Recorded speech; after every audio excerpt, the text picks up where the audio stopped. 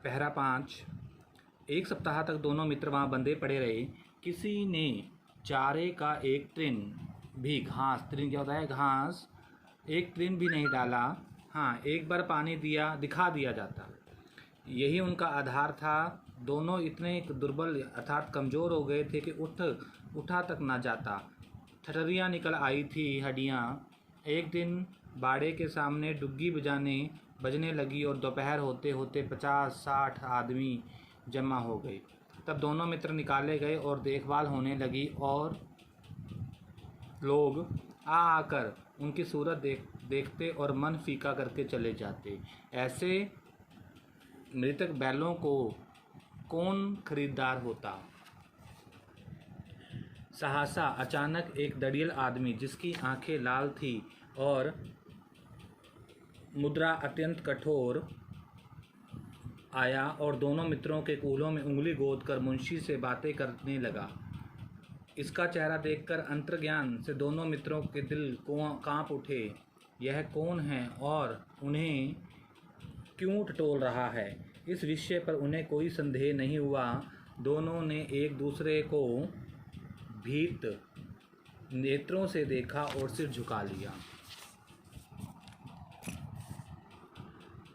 हीरा ने कहा गया के घर से नाहक भागे हैं, अब जान ना बचेगी। मोती ने अश्रद्धा के भाव से उत्तर दिया, कहते कि भगवान सबके ऊपर दया करते हैं, उन्हें हमारे ऊपर क्यों दया नहीं आती। भगवान के लिए हमारा मरना जीना दोनों बराबर हैं। चलो अच्छा ही है, कुछ दिन उसके पास तो रहेंगे। एक बार भगवान ने उस लड़की के रूप में हमें बचाया था, क्या अब नहीं बचाएंगे। वह आदमी छुरी चलाएगा, देख लेना। तो क्या चिंता है, मांस, खाल, सींग, हड्डी सब किसी न किसी के काम आ जाएंगे। नीलाम हो जाने के बाद दोनों मित्र उस दड़ियल के साथ चले। दोनों की बोटी बोटी कांप रही थी।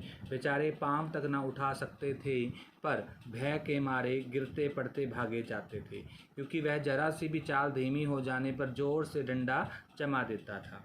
राह में गाय बैलों का एक रेवड़ हरे भरे खेत को चरता नजर आया। सभी जानवर प्रसन्न थे, चिकने चपल, कोई उछलता था तो कोई आनंद से बैठा पागुर करता था।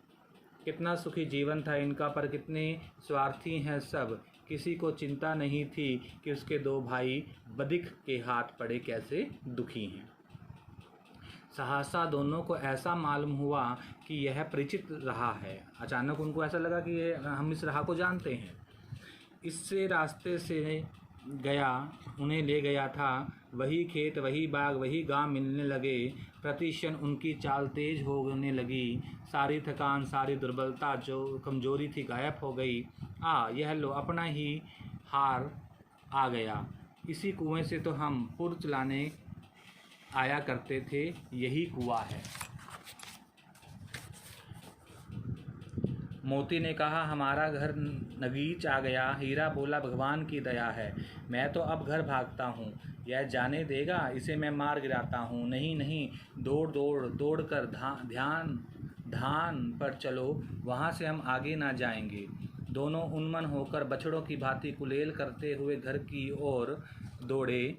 वह हमारा धान है। दोनों दौड़कर अपने धान में आए और खड़े हो गए।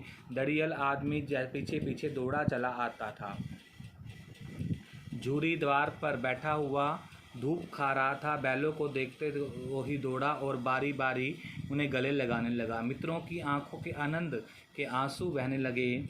एक झूरी का हाथ चाट रहा था। दड़ियल ने आकर बैलों की रस्सियां पकड़ ली। झूरी ने कहा, मेरे बैल हैं, तुम्हारे बैल कैसे?